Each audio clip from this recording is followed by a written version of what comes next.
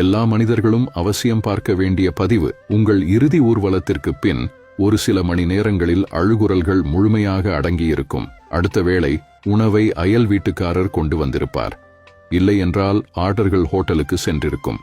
பேரன் பேத்திகள் ஓடிப்பிடித்து விளையாடிக் கொண்டிருக்க வந்த கூட்டத்தில் ஓர் இளம் பெண்ணும் ஆணும் காதல் புன்னகையுடன் பரஸ்பரம் போன் நம்பர்கள் மாற்றிக்கொள்வர். படுக்கப் போகும் முன் காலார நடந்து வரலாம் என சில ஆண்கள் தேநீர் கடை வரை சென்றிருப்பர். சாப்பிட்ட இலைகளையும் குப்பைகளையும் இன்னும் கொஞ்சம் தள்ளி கொட்டியிருக்கலாம் என உங்கள் பக்கத்து வீட்டுக்காரர் மனதுக்குள் பொறுமிக் கொண்டிருப்பார். ஒரு அவசர சூழ்நிலையால் நேரில் வர இயலவில்லை என உறவினர் ஒருவர் உங்கள் மகளிடம் போனில் பேசுவார்.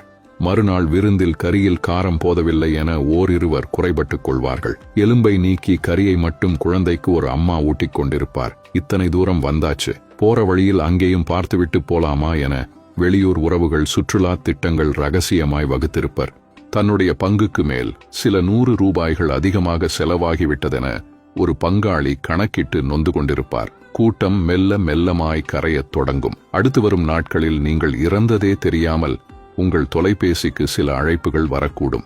உங்கள் அலுவலகம் உங்களிடத்துக்கு வேறொருவரை அவசரமாக தேடத் துவங்கியிருக்கும். ஒரு வாரம் கழிந்து உங்கள் இறப்புச் செய்தி கேள்விப்பட்டு உங்கள் கடைசி பதிவு என்னவென ஆர்வம் கலந்த சோகத்தோடு சில பேஸ்புக் நண்பர்கள் தேடக்கூடும். 2 வாரங்களில் உங்கள் மகளின் எமர்ஜென்சி லீவு முடிந்து பணிக்கு திரும்பிடுவர். ஒரு மாத முடிவில் உங்கள் வாழ்க்கை துணை டிவியில் வரும் ஏதோ ஒரு நகைச்சுவை காட்சிக்கு சிரிப்பார். அடுத்து வரும் மாதங்களில் உங்கள் நெருங்கிய உறவுகள் மீண்டும் சினிமாவுக்கும் பீச்சுக்கும் சகஜமாய் செல்லத் துவங்கியிருப்பர். அத்தனை பேரின் உலகமும் எப்போதும் போல் மிக இயல்பாக இயங்கிக் கொண்டிருக்கும். ஒரு பெரிய ஆலமரத்தின் இலை ஒன்று வாடி உதிர்ந்ததற்கும் நீங்கள் வாழ்ந்து மறைந்ததற்கும் எள்ளளவும் வித்தியாசம் இல்லாதது போல அத்தனையுமே சுலபமாய் வேகமாய் எந்த சலனமுமின்றி நடக்கும். மழை பெய்யும், தேர்தல் வரும், பேருந்துகளில் கூட்டம் வழக்கம் போலவே இருக்கும். ஒரு நடிகைக்கு திருமணமாகும், திருவிழா வரும், உலகக்கோப்பை கிரிக்கெட் திட்டமிட்டபடி நடக்கும். வண்ண வண்ணமாய் பூக்கள் பூக்கும். உங்கள் செல்லப்பூனை அடுத்த குட்டி ஈனும். நீங்களே வியக்கும் வேகத்தில் இந்த உலகத்தால் நீங்கள் மறக்கப்படுவீர்கள். இதற்கிடையில் உங்கள் முதல் வருட திதி கொடுத்தல் மட்டும் மிகச்சிரத்தையாக நடக்கும். கண்மூடி திறக்கும் நொடியில் வருடங்கள் பல ஓடியிருக்கும். உங்களை பற்றி பேச யாருக்கும் எதுவுமே இருக்காது.